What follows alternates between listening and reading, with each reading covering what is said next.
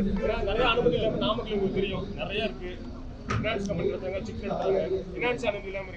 இங்கே நாமக்கல்லில் Tamil Nadu chit funds association சார்பாக அவர்கள் ஒரு கான்ஃபரன்ஸ் ஒன்று நடத்திட்டு இருக்காங்க. அதில் பங்கெடுத்ததில் மிக்க மகிழ்ச்சி அடைகிறேன். அந்த உரையிலே நான் தெரிவித்த ஒரு கருத்தை பற்றி கேட்டாங்க பத்திரிகையாளர்கள். அதுதான் அன்ரிஜிஸ்டர்டு சிட் யாராவது நடத்துகிறாங்கன்னா அவங்க மேலே கடுமையான நடவடிக்கை எடுக்கப்படுங்கிறத நான் உறுதியில் வச்சுருக்கிறேன். இந்த அரசு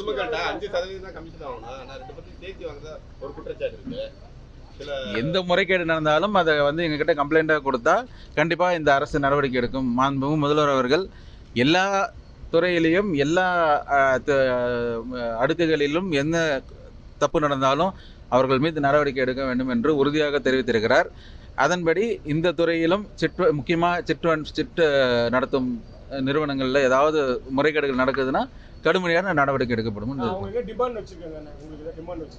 நிறைய வச்சிருக்காங்க, ஒவ்வொன்றும் நான் பரிசீலனை செய்ய சொல்லுவேன். கேரளா கர்நாடகாவில் சிட் ஃபண்ட்ஸ் நடத்திட்டு இருக்க அந்த அரசு, மாநில அரசு, நம்ம தமிழ்நாடு அரசும் அந்த மாதிரி ஐடியா இருக்காது. ஏன்னா லட்சம் கோடி ஆண்டுக்கு வருவாய் வருது. நம்ம அரசு இது அந்த வாய்ப்பு அது நான் முதல்வர்கிட்ட பேசிட்டு தான் அதை பற்றி நான் பேசணும். சரிங்களா? நன்றி.